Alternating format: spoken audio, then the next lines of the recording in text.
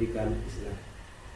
Pada kali ini kita akan belajar tentang komunikasi organisasi, di mana materi pembelajaran pada kali ini akan membahas tentang kemampuan komunikasi.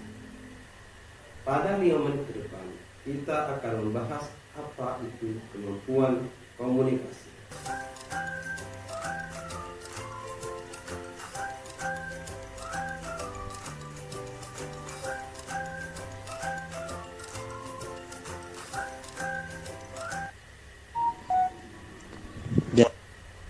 Jadi kemampuan komunikasi itu ada 4. Pertama, kemampuan mendengarkan. Kedua, kemampuan komunikasi nonverbal.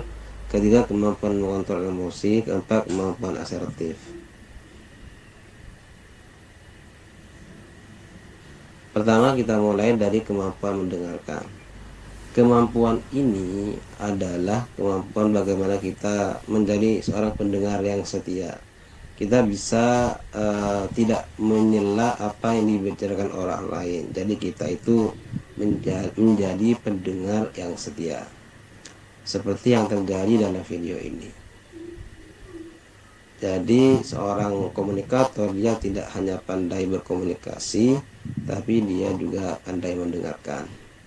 Kedua, kemampuan komunikasi nonverbal.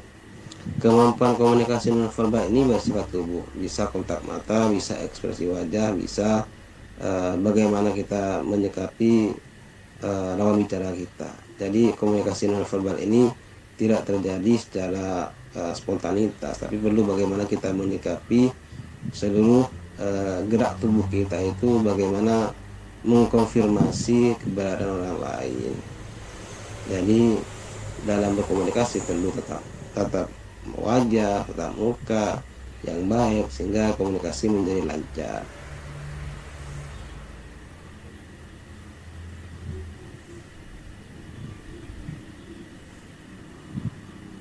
Selanjutnya, yang ketiga yaitu mengontrol emosi. Jadi ketika kita bicara, kita harus mengontrol emosi kita. Seperti apapun kemarahan kita perlu mengontrol emosi. Kenapa? Karena kedewasaan itu diukur dari seberapa besar kita itu bisa mengontrol emosi. Karena orang yang tidak bisa mengontrol emosi, dia itu cenderung dia bisa dikatakan anak kecil. Jadi kita perlu ketenangan, bagaimana kita mawas diri dalam berkomunikasi apalagi dengan teman-teman sebaya. Jadi kita itu bisa kelihatan baik. Yang keempat, komunikasi asertif. Komunikasi ini kemampuan untuk menyampaikan apa yang kamu buat dengan jelas, tetap menghormati orang lain. Jadi kemampuan asertif ini adalah kemampuan bagaimana seorang komunikator dia bisa menjadi komunikator yang baik dengan cara menghormati orang lain dalam bentuk apapun posisi dia, baik itu bawahan, orang kecil, orang bingung, dan lain sebagainya. Jadi itu saja pelajaran hari ini. Semoga bermanfaat.